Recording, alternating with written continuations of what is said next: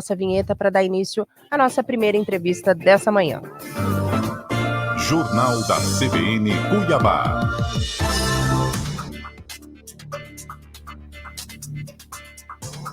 Nossa conversa nessa manhã, mais uma vez, é com o deputado Abílio Brunini. Deputado, seja bem-vindo. Faz um tempinho que não conversamos com o senhor, tivemos algumas novidades aí, né, nos últimos tempos. Seja bem-vindo, fica à vontade aí para dar um bom dia para a nossa audiência mais uma vez.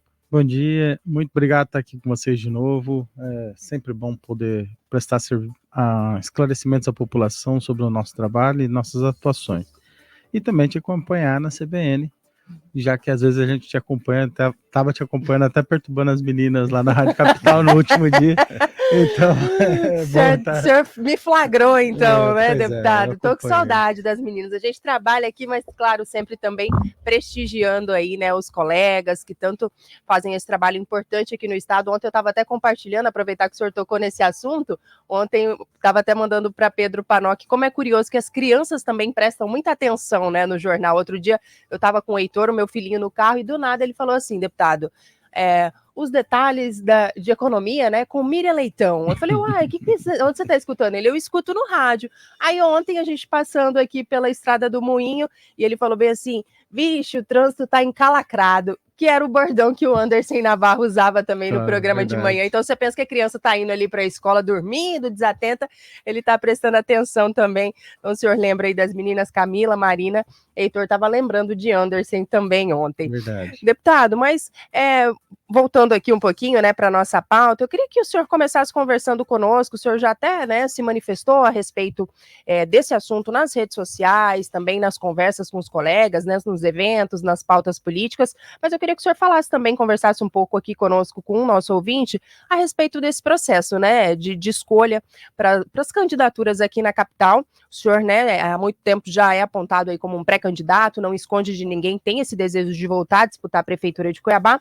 Eu queria que o senhor comentasse um pouquinho para a gente essa escolha do União Brasil. Obviamente não é o partido do senhor, mas é um virtual adversário ali, né? Escolheu, tivemos essa definição há alguns dias pela candidatura do deputado Eduardo Botelho, na condição aí de um futuro adversário. Como é que o senhor analisou, né, essa escolha e esse anúncio? Olha, deixa eu te fazer um pedido antes. Claro, fica à vontade. É porque esse tema da eleição, ele vai tomar muito espaço da gente comunicar às pessoas, até porque é um tema que as pessoas gostam de participar e gostam de debater. Inclusive chegando já mensagem aqui verdade. também, deputado. Mas antes da gente seguir isso, até porque as pessoas estão ouvindo, prestando atenção, esperando a sua resposta, eu gostaria de deixar claro o seguinte, a nossa luta, ela independe de qual o político estará à frente da Prefeitura de Cuiabá. Nossa luta é para que a cidade de Cuiabá possa ter uma qualidade de vida melhor, um serviço público que preste com mais qualidade e respostas à população. Uhum. Dito isso, eu quero deixar bem claro, hoje eu sou deputado federal e quem está na frente da Prefeitura de Cuiabá é meu adversário político, que é o Emanuel Pinheiro, do qual eu discordo muito da sua gestão. E sou talvez um dos que mais o critica. Mas pensando em Cuiabá, independente do Emanuel estar lá ou não, eu estou mandando mais de 10 milhões de reais de emenda para a Prefeitura de Cuiabá. E mais de 6 milhões de reais de emenda na saúde. Entrei em contato com o secretário de saúde, o atual secretário de saúde. Falei para ele, olha, independente de eu ser o cara que briga, o cara que fiscaliza, o cara que te dá dor de cabeça e enche o saco bastante, eu também quero ajudar a nossa cidade, porque não existe outro meio das minhas emendas chegarem à ponta da população, o recurso que a gente consegue captar, chegar na ponta para a população, se não for através da Prefeitura de Cuiabá. Então, para isso, eu estou mandando 600 mil para a gente fazer cirurgias ortopédicas. Existem muitas pessoas que são acidentes de trânsito, acidentes em casa, acidente de trabalho, às vezes foi na UPA, não conseguiu resolver, foi para o hospital, não conseguiu resolver, está tendo uma crise aí, um escândalo, inclusive envolvendo a Medtrauma, sobre a contratação dos profissionais para fazer cirurgias ortopédicas. Então nós estamos mandando 600 mil reais para que a Prefeitura, através da Secretaria de Saúde, possa fazer essas cirurgias ortopédicas.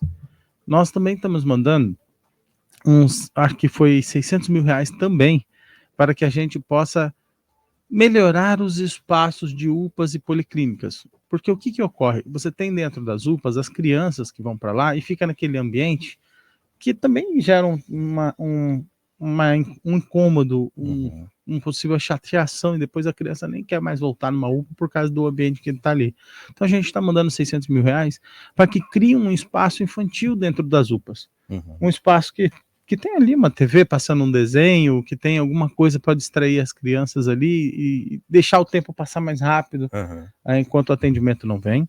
Estamos mandando R$1 milhão para retomar obras e poder voltar a funcionar a Policlínica do Cochipó, que foi parada há um tempo atrás, estava usando de forma na gambiarra com aquelas divisórias e tudo mais, mas nós queremos a Policlínica de volta e estamos mandando R$1 milhão para isso também. Estamos na saúde, nós, assim, não vou detalhar tudo, mas nós estamos mandando muito recurso para a saúde. Também estamos mandando recurso para o esporte, para a cultura, e queremos ajudar a Cuiabá. Acima da disputa do Abílio Emanuel, acima da disputa sobre Botelho, sobre isso tudo, acima de tudo isso, eu estou muito dedicado em querer ajudar a Cuiabá, com os nossos recursos, com o nosso trabalho, e em cima também com a fiscalização, em cima de cada R$1 desses recursos disponibilizados, vão para cima da fiscalização também. Então, muita gente falava, mas Abílio, o que você mandou, o que você fez? Gente, só para você ter ideia, lá no Pedra 90 eu estou mandando R$2 milhões para fazer uma nova creche.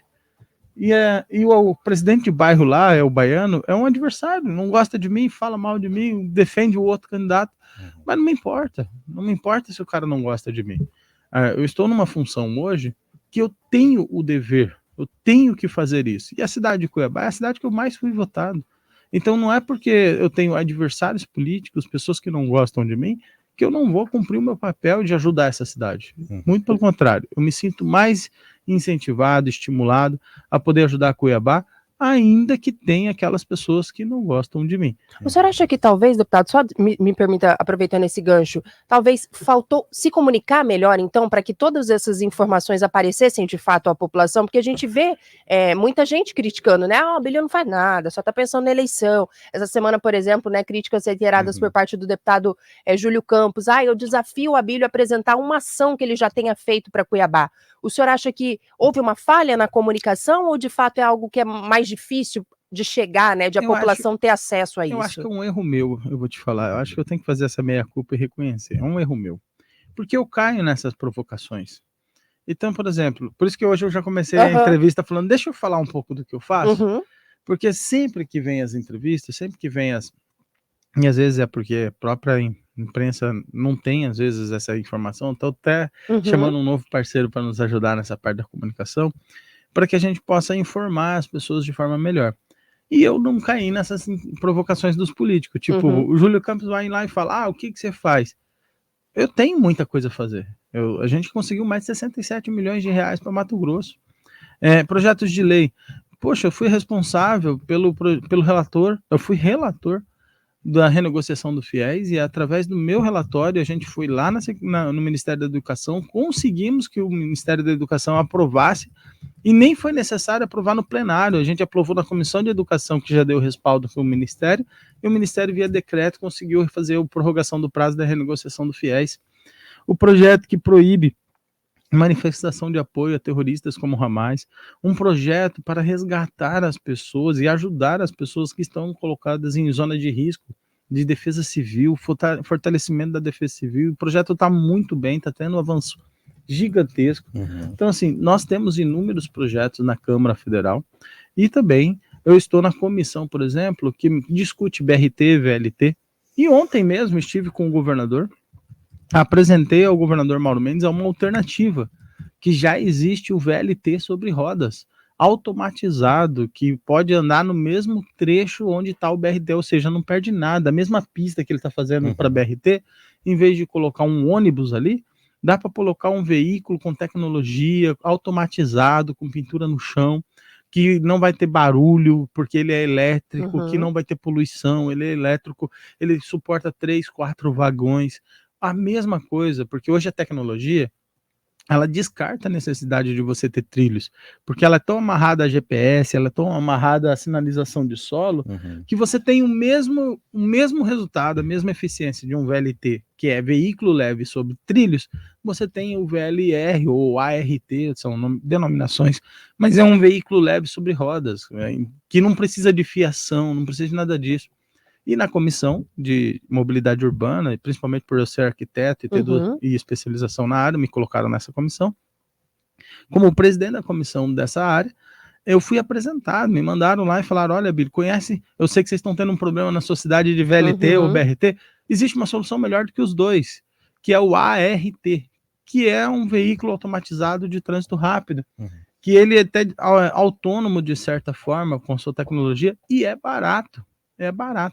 Estive ontem, conversei com o governador Mauro Mendes, mostrei para ele se surpreendeu, ele não conhecia. Ele falou, rapaz, eu não conhecia isso aqui, ao olhar parece um VLT, é a cara de um VLT, mas ele é automatizado e funciona na linha de trânsito normal, principalmente nessas faixas exclusivas que estão sendo construídas em Cuiabá, ou seja, não perde nada do que está sendo construído, só que em vez de comprar ônibus, compra um veículo com alta tecnologia, com câmeras, monitoramento, GPS, segurança e qualidade e conforto dentro do próprio veículo. Ele gostou, falou que vai levantar preço, a gente vai marcar uma viagem para ir lá no local, nos locais, já estão vários lugares da China, Tailândia, Malásia, Europa, até Nova York está estudando implantar agora esse sistema, um sistema que tem 5 anos aí que foi criado.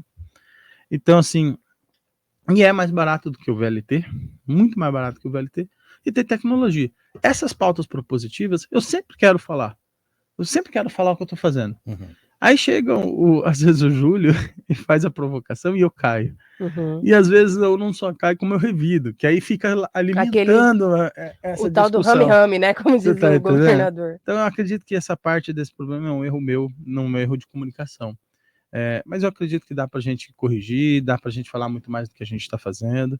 Inclusive, até para Várzea Grande, eu estou mandando, acho que mais recursos para Várzea Grande do que o próprio Júlio Campos está mandando. Mas eu não fico criando essa treta, falando, é competindo. Bom, e se for uma competição boa, para ver quem ajuda mais, né? Então, pelo menos é uma competição boa. Perfeito. Tá na hora do repórter já, Pedro Panocchi? Ou dá tempo de você sugar um pouquinho mais o deputado Abílio antes da nossa pausa? A gente vai fazer aquela pausa para o repórter, deputado, mas você usa muito, eu estou mandando, dá a impressão que está ainda em trâmite. Do ponto de vista de chegar ali na ponta, o que tem de fato do que o senhor já indicou, pronto, por exemplo, para a prefeitura utilizar? Todas as emendas, elas já são de fatos, porque é isso que eu estou mandando, já foram feitas emendas. Elas já foram apresentadas ao Ministério da Saúde. Então, ela não é especulação do que eu vou fazer. Eu já fiz. As emendas do deputado federal, de todos os deputados federais, elas são impositivas. E impositivas no governo federal, ela é impositiva mesmo. Então, a Câmara, ela é corporativista nesse sentido, de querer que pague as emendas de todos. Porque isso fortalece o presidente da Câmara e facilita que ele tenha sempre uma boa relação com os deputados ali. Sim. Então, as emendas de deputado federal são impositivas mesmo. Ela tem um cronograma de execução.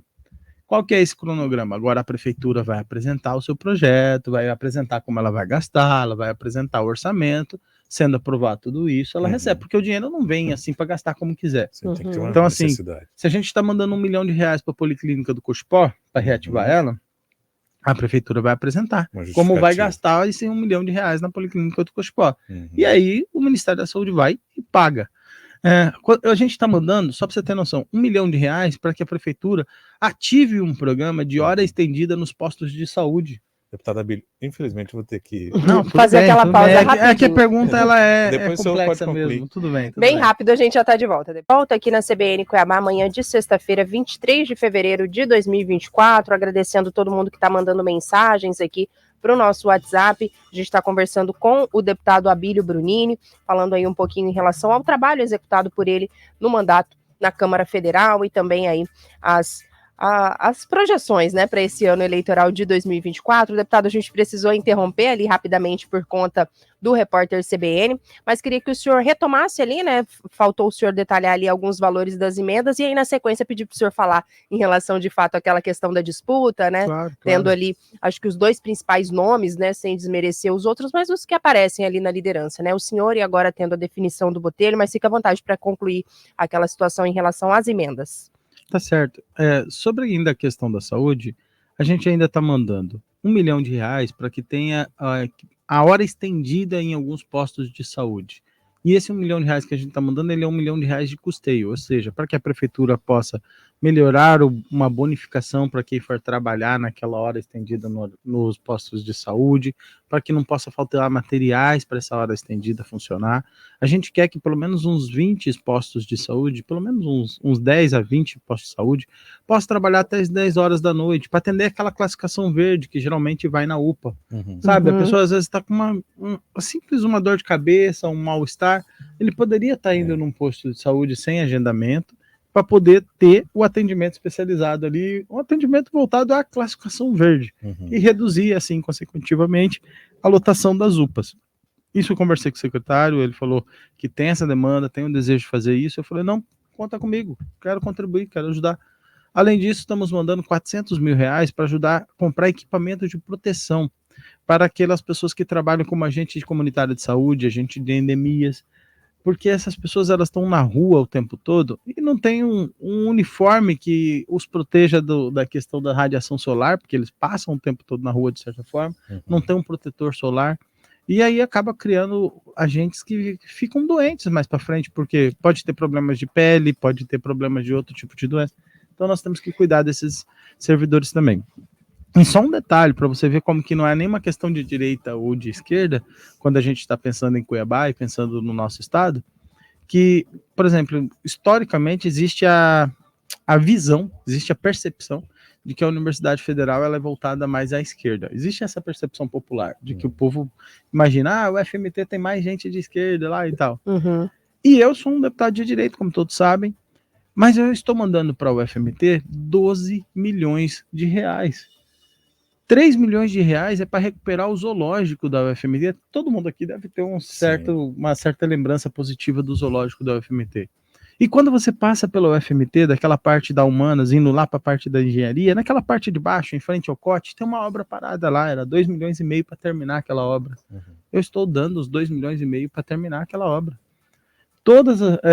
Várias ações, o Hospital Veterinário da UFMT, eu estou mandando 2 milhões de reais para o Hospital Veterinário da UFMT, para fazer um programa de castração e também de cirurgias e cuidados para animais que são resgatados na rua, por exemplo, sofrem um acidente de rua, às vezes é muito caro cuidar desse animal. A gente está mandando recurso para que faça isso pela UFMT e que tenha um equipamento tecnológico de raio-x para os animais. Então a gente está investindo, inclusive na educação da Universidade Federal.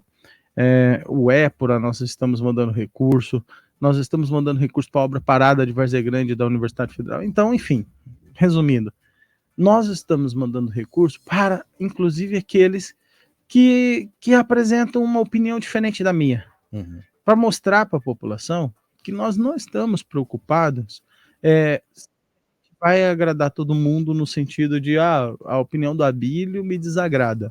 Não, mas eu quero que a população olhe as nossas ações, independente da nossa divergência ideológica, política, ou lado político, as nossas ações é para o bem de todos, é para o bem de Cuiabá, para o bem de todo mundo aqui. Sobre essa polarização política que você falou, eu lamento muito a posição que o União Brasil tomou. Primeiro, porque ela escolheu um candidato que o tempo todo estava dizendo que sairia do partido. O tempo todo estavam dizendo que eu preciso que o governador libere, porque o cara quer ser candidato em outro grupo. E o outro grupo que esse candidato estava começando a articular era o grupo de oposição ao governador. Ele estava articulando uma saída do União Brasil para ir para o lado do Fávaro. Então isso chegou até um ponto que o Wilson Santos, no final do ano passado, marcou uma data com evento, com tudo, para o cara estar lá. Os seus candidatos a vereador estavam indo para lá, montando chapa lá. Então, assim, que fidelidade que tem um cara desse? Que lealdade que tem um cara desse? Onde ele tá olhando para ele não tá olhando pro grupo dele, ele não tá olhando pro projeto do grupo dele, o cara tá olhando para ele tá falando o seguinte, olha, ele é o presidente da Assembleia, ele vai cuidar dos interesses dele, o projeto dele, e se o governador não deixar ele vai caçar outro rumo e vai fazer, não tá, o vínculo dele não é com o governador. E ele só insistiu, ao meu ver, isso é minha opinião, ele só insistiu em permanecer no União Brasil porque ele queria tirar o Fábio, essa é a minha opinião.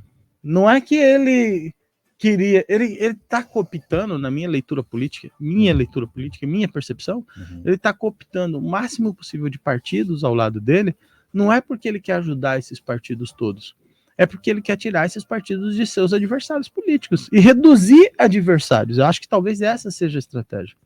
Inclusive, durante essa semana lá em Brasília, tá tendo uns boatos lá, a gente conversa com vários deputados de várias siglas partidárias, e o pessoal tava comentando que tem um grupo lá em Brasília, um boato era esse, que tinha um grupo em Brasília que tá tentando puxar o tapete agora do Lúdio Cabral, tentando tirar o Lúdio Cabral da disputa de Cuiabá. Tá lá em Brasília discutindo isso, que foi uma turma daqui, que foi lá tentar fazer um convencimento de como que era importante o grupo do PT estar aliado no segundo turno com esse grupo do atual cara que está lá, se diz estar em primeiro lugar na pesquisa, que era um cara ligado aqui à Assembleia Legislativa, que estava querendo compor com o Lula para pensar no segundo turno e ter um time junto. Eu falei, pô, o cara quer arrancar todo mundo, pô, o cara não é saudável. Eu não consigo ver isso. Olha, eu sou de direita, o Lúdio é de esquerda, eu tenho uma opinião totalmente diferente da do Lúdio, mas eu acredito o seguinte, que é bom para a disputa. É bom para a disputa. Se a gente puder ir num debate e eu tivesse a capacidade, a gente tiver a capacidade de discutir com o Lúdio, discutir com o Fábio, discutir com o Botelho, discutir com tantos outros e enriquecer o debate e oferecer para a população uma discussão saudável, inclusive que possa ter propostas inteligentes para a população. Agora, quando se resume em 2 ou 3 para poder fazer o debate político, e entre esses 2 ou 3 vai ficar só o conflito, e ainda a estratégia deles é diferente um pouco, porque ele articula outras pessoas para vir para o ataque, não necessariamente ele, que nem, por exemplo, o caso do presidente do PP, agora há pouco, que queria se posicionar como o cara da artilharia, despreparado, mas queria se posicionar como o cara da artilharia. Então, você percebe que a estratégia dele é tirar adversários e colocar os seus pau-mandados, colegas, aliados, etc., para poder fazer o enfrentamento dos seus adversários que não conseguem desarticular. Então eu acho isso muito ruim. Eu acho que o que aconteceu com o União Brasil é muito ruim. Eu acredito que o Fábio tinha uma identidade mais ligada ao Mauro, e eu acredito que representava melhor a participação do Mauro. Mas fazer o quê? Respeitar as decisões da União e vamos em frente. Eu não sou do União Brasil, eu sou do PL. No PL não tem esses problemas, não, a gente está resolvido. Deputado, é para lá que a gente vai. Nesse momento, como é que estão aí as articulações do grupo do senhor? Já estão sendo estudadas, por exemplo, as alianças? Como é que estão essas conversas? Já tem algum nome cotado, por exemplo, para vice, na eventual chapa do senhor? Nós temos, em termos de nós temos o perfil já definido para vice. Pelas nossas experiências, que não são de longa data na política, até porque eu comecei em 2016, então de 2016 para cá que eu posso falar sobre essa experiência política de partido, de chapa, de coligação, a gente percebe o seguinte, nós estamos no momento que ainda não abriu a janela partidária, tá? A janela partidária, ela abre no dia 5, se eu não me engano, de março, vai ficar uns 30 dias aberta, e aí, pós o fechamento da janela partidária, começa uma outra situação. Vou dar um exemplo que aconteceu em 2020. O Sargento Joel estava no partido chamado Solidariedade, se eu não me engano. E nesse partido, ele estava construindo a chapa dele, organizando tudo no partido. No 29, sabe, no último minuto, entrou o Vinícius Huguinei. E a chapa não estava preparada para receber o Vinícius Huguinei. Não era projeto da chapa receber o Vinícius Huguinei. No Solidariedade. No Solidariedade. Porque eles já tinham o Joelson. Eles não queriam mais um vereador dentro do partido deles. Só que o jogo não foi um jogo aberto. E a turma do Emanuel precisava redistribuir os seus vereadores nas chapas que tinham disponível. E escolheu o Solidariedade para arrancar o Sargento Joelson, que era de oposição, estava com a gente naquela ocasião, e colocar o Vinícius Huguinei lá, com a intenção de ocupar a vaga daquele partido. Isso vai acontecer muito agora. Por quê? Porque o Botelho, com a União Brasil, ele tá pegando muitos partidos, tipo 8, 9 partidos, e ele tá A ideia é pegar os partidos, não necessariamente para ajudar só os partidos, mas para também tirar os adversários, os partidos dos seus adversários políticos. E é um trabalhão montar uma chapa. Imagina 9. A quantidade de candidatos a vereador que esse cara precisa ter. A quantidade de vereador que ele tem aliados na Câmara Municipal de Cuiabá. Ele está com a maioria predominante do número de vereadores lá, que também está buscando reeleição. Vai acontecer que no finalzinho da janela partidária, ele vai ver como ficou as chapas e vai jogar seus vereadores nessa chapa. Isso vai desmanchar muita chapa. Chapas que às vezes achava que era pequenininha. O próprio PRD, o Cássio Coelho estava comemorando para tudo quanto é lado sobre o caso do PRD. Aí o Adevair Cabral tá lá, que já tira um projeto do Cássio. E assim está acontecendo em vários outros partidos. Então nós entendemos, pela experiência, de que nesse momento agora, não faz muita questão de você amarrar partidos e fechar partidos. Porque vai fechar a janela partidária, cada um partido vai fazer a reflexão do que virou, do que resultou esse período, e as convenções são em junho. Então o cara pode estar lá andando com o Botelho hoje, pode estar lá firmado com o Botelho hoje, fecha a janela partidária, ele fica insatisfeito, a situação muda, o jogo muda, os compromissos financeiros que ficam firmados para cada partido às vezes não desenvolve do jeito que eles fizeram, e aí chega a convenção e as coisas mudam. Porque também cada um desses vereadores estão buscando a sua própria sobrevivência, eles estão atrás do Botelho. Muitas vezes eu ouço o comentário que eles estão atrás do Botelho para que o Botelho financie a campanha dessa turma toda, e estão atrás do Botelho para que o Botelho possa colocar candidatos dentro das suas chapas. Então, assim, são os dois comentários que eu mais ouço quando eu vou na Câmara. O Botelho vai dar tanto para a campanha. Mas ele tem essa força toda? Acredito que tem, mas é o que eles falam. Para fazer toda essa movimentação? Não, na minha leitura política, imagina o seguinte, se o Botelho acredita que já está no segundo turno, na minha leitura política, ele não vai investir tanto no primeiro turno. Certo. Ele vai investir o básico, porque ele provavelmente tem que poupar um recurso para que seja investido no segundo turno, tendo em vista que ele acredita e a turma dele já acredita. Boa parte desses vereadores estão recebendo propostas, na minha visão, que sejam propostas furadas, que não serão cumpridas. Isso eu já vi em 2020, na eleição do Emanuel. Então, assim, é um alerta para que eles fiquem espertos, porque vai vir muita proposta fantasiosa e às vezes eles caem na conversa fácil. Antes da gente falar um pouquinho do cenário nacional, o senhor falou que é muito difícil, né, em função de todo esse desenho aí, falar de nomes, né, de eventuais alianças, coligações nesse momento, mas o senhor disse uma frase ali no começo que o senhor já pensou um perfil que o senhor pretende ter ali como vice. Claro. Esse perfil tem como o senhor revelar aí para a nossa audiência, basicamente, o que o senhor está pensando? É uma pessoa já de experiência política também? É uma mulher? É um homem? Alguém que está em mandato? Tem como revelar algum bastidor também pra gente, deputado? Claro, sim. É uma mulher, tá bom? Ela já tem uma experiência, ela não foi candidata em outras ocasiões, não é política, mas a gente está conversando com ela justamente por causa da sua visão de servidora, a sua visão de gestão. Hoje ela já foi servidora, hoje ela é empresária. Então, assim, a gente está com esse perfil, ela já está... Estamos conversando, tá muito bom. Eu gostei muito do conhecimento que ela tem sobre a prefeitura, do conhecimento que ela tem sobre a saúde pública. Eu acho que isso é muito importante. Só que assim, nós vamos aguardar o momento certo para não fazer que nem as supostas vice do outro candidato aí, que acaba virando uma bagunça e depois atrapalha mais do que ajuda. Então, assim, nós vamos aguardar o momento certo. Ela mesmo pediu... Ela tá animada, pelo menos. Na verdade, ela também pediu para aguardar o momento certo de comunicar, porque ela não quer que sofra exposição, e sabe?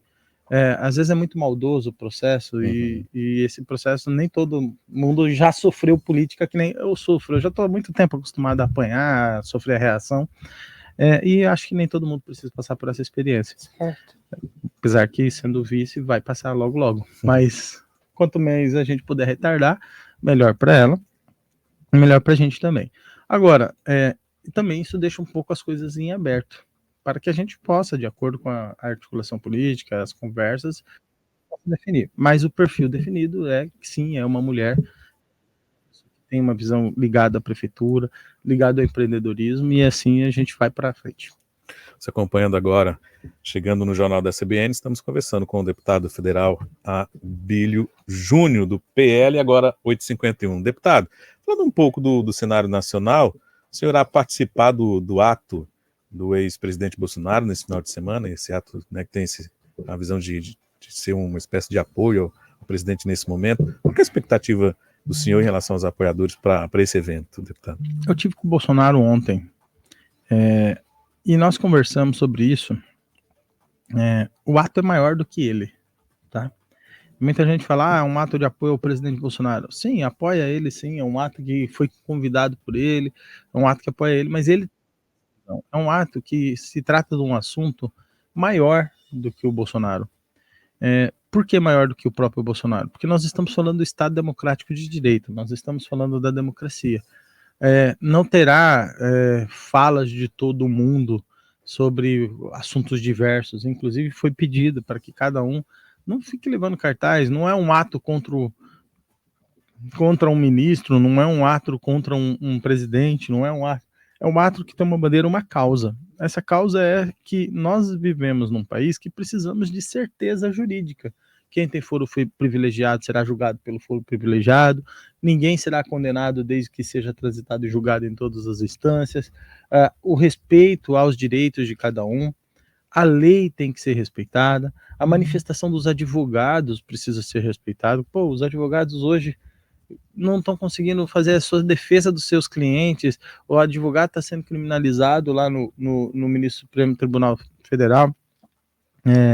Então, assim, acredito que nós estamos falando de garantias de direitos constitucionais.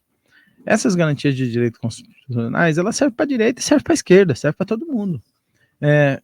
Hoje nós vivemos um momento que esse programa que nós estamos participando aqui, e vocês estão me entrevistando, ele reflete a minha opinião, a opinião do deputado Abílio. Uhum. Não é a opinião sua, não é a opinião da Camila, mas é a opinião do deputado Abílio.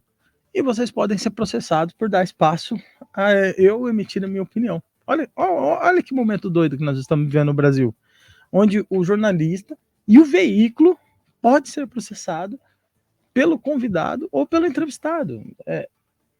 Não existe isso na Constituição. Não existe uma lei no Brasil que fala que isso é assim. As garantias da imprensa, inclusive, elas são protegidas via lei. Inclusive a fonte, a liberdade de você ocultar a fonte, de você proteger a sua fonte, a liberdade de você expressar uma opinião jornalística. Você está entendendo? Então, assim, não existe no Brasil uma lei que censure a imprensa. Mas através do entendimento de alguém que foi colocado lá no Supremo Tribunal Federal, ele interpretou, entendeu que podia condenar um jornalista pela união do seu convidado ou do seu entrevistado. Então, assim, isso fere o Estado Democrático de Direito. E não existe democracia onde não se respeita a Constituição, não se respeita a lei, não se respeita o devido processo legal. Então, diante dessa circunstância, essa manifestação do dia 25 é pela democracia do nosso país. Mas e o Bolsonaro? O Bolsonaro é um líder político que está convidando todo mundo para estar lá. É um líder político que está sofrendo uma das maiores perseguições que tem política. Perseguições políticas que às vezes não tem o menor sentido. O Bolsonaro foi tornado inelegível pelo Tribunal Superior Eleitoral porque ele fez uma reunião com embaixadores no Iguatemi. A primeira condenação dele foi uma reunião falando que ele estaria fazendo uma atitude onde ele convidou o próprio presidente do Tribunal Superior Eleitoral para participar daquela reunião. O Lula hoje ataca Israel, banaliza o Holocausto, com 6 milhões de mortes de judeus, cria uma crise institucional internacional, e isso está na lei. A lei fala que o Brasil é um país pacificador, ele é um país que não entra em conflitos internacionais, está na lei isso. E fala que se o presidente criar conflitos internacionais, ele está ferindo a lei, e ele está sim criando um processo que ele deve ser cassado, deve sofrer um processo de inelegibilidade. Mas quanto ao Lula, em suas ações de criar um conflito internacional com Israel e outros países, nada acontece. ao Bolsonaro. Imagina se o Bolsonaro tivesse feito isso. Então, assim, a minha visão é, nós precisamos retomar as garantias do nosso Estado brasileiro.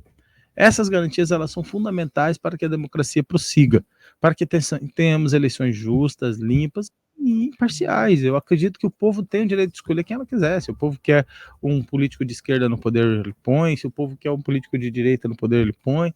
E tudo mais. Mas que seja justo a disputa, que seja justo a lei no país. Se alguém for condenado por algum crime que cometeu, que seja justo essa condenação. Não é justo o que estão fazendo com as pessoas do dia 8 de janeiro. Não é justo condenar a 17 anos de prisão uma pessoa falando que ela cometeu um golpe no nosso país. Não houve golpe. Até o próprio ministro da Defesa do Lula, o Lúcio, já falou que não houve tentativa de golpe. O que houve foi pessoas cometeram uma barbaridade lá de criar um tipo de destruição de patrimônio público, de vandalismo e tudo mais. Mas não foi uma tentativa de golpe, muito pelo contrário. Contudo, as acusações, elas não são individualizadas, elas não são separadas, elas acumulam acusações num único processo.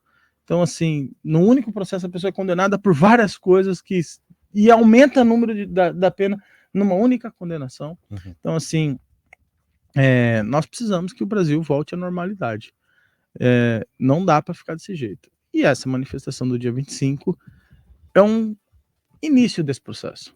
E quando você percebe as ameaças que se estão tendo por causa de um cara que convidou para a manifestação, você vai ver, tem ministro falando que ele pode ser preso por causa da manifestação.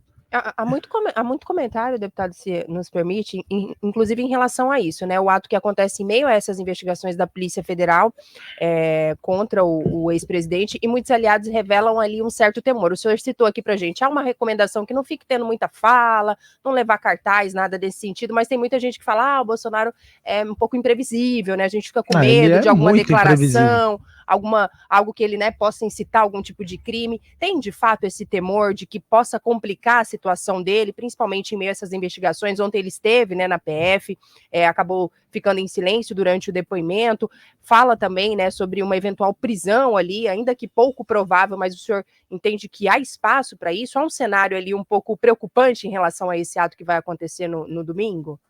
Olha, eles estão preocupados com o que vai acontecer no domingo, nós não. Eles, os adversários, o senhor fala. A esquerda está preocupada, você vê a opinião da Gleisi Hoffmann lá, fez um vídeo. A esquerda está preocupada com o que vai acontecer no domingo. Nós não. Nós temos total tranquilidade que no domingo nós vamos estar respeitando a Constituição no seu livre direito de manifestação. Estamos totalmente dentro da lei.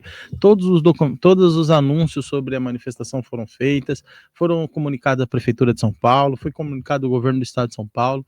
Então, assim, tudo o que a gente precisava fazer está dentro da lei. Eles estão esperneando para criar pânico, criar medo na população, porque eles sabem o que vai acontecer.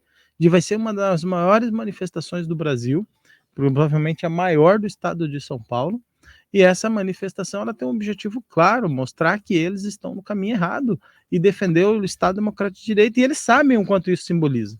E a comunicação internacional, a imprensa internacional está em São Paulo para uma ação que terá durante a semana, e a imprensa internacional vai noticiar o que vai acontecer no domingo.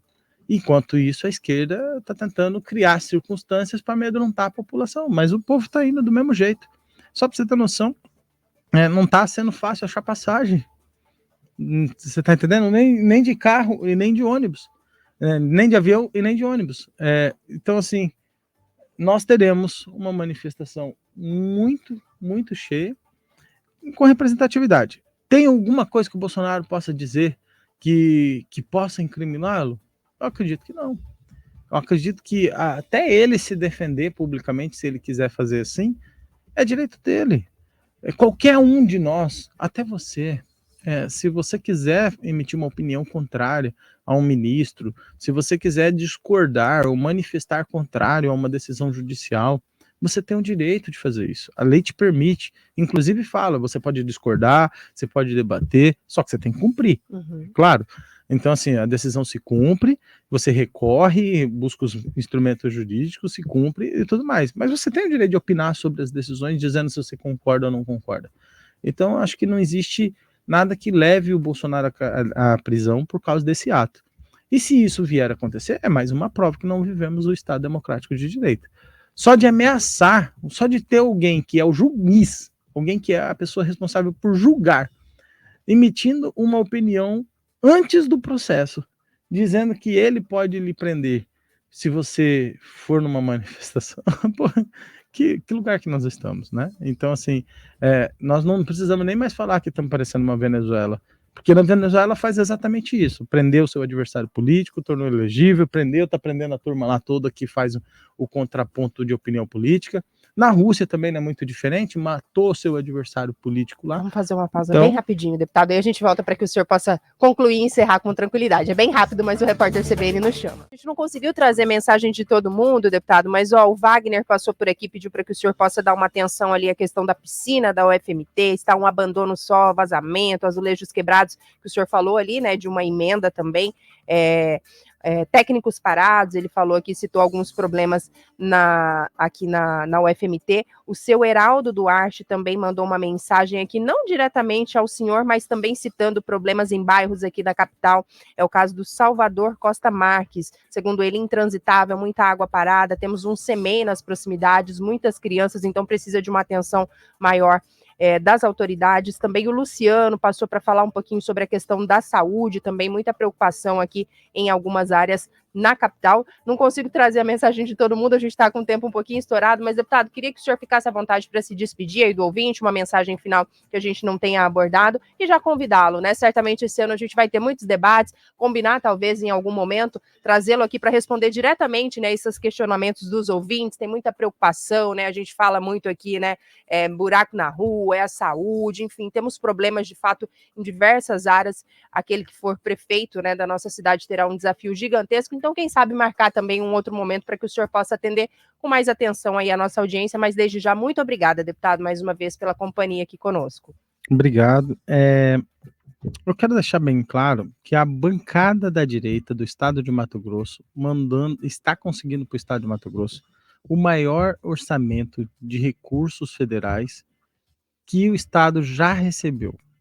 Então, a bancada da direita, só para você ter noção, os deputados federais e senadores de direita, no caso eu vou citá-los nominalmente, a Amália, Coronel Fernanda, o Medeiros, o Assis, eu, o Fábio, a bancada da direita está conseguindo, aqui para Mato Grosso, o senador Wellington Fagundes, mais de 300 milhões de reais com recursos que essa bancada está mandando de emendas. Então, assim, ao contrário do que muito se diz,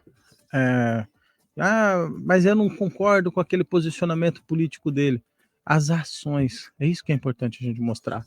As ações, elas beneficiam municípios que o Lula ganhou, beneficiam municípios, bairros que as pessoas tiveram uma opinião diferente, mas as nossas ações, ela é pelo bem da população.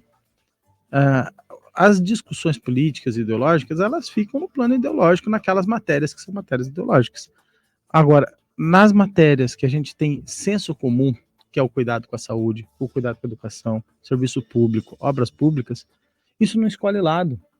Porque aquele cara que passou naquele buraco da avenida lá, ele o buraco não olhou para a pessoa se ela era de direita ou se de esquerda. Caiu no buraco as pessoas, e passaram no buraco e machucou pessoas que caíram de moto, e pessoas que estragaram o carro, eram pessoas de direita, pessoas de esquerda. E nós não queremos o buraco. Nós não queremos a obra parada. Nós não queremos o ônibus superlotado. E isso é para todo mundo. Então, eu quero deixar claro esse posicionamento e quero agradecer vocês pela abertura para a gente falar de todo o nosso trabalho. Tá bom? Obrigada mais uma vez, deputado. Obrigada ao Rafa, que está aqui conosco.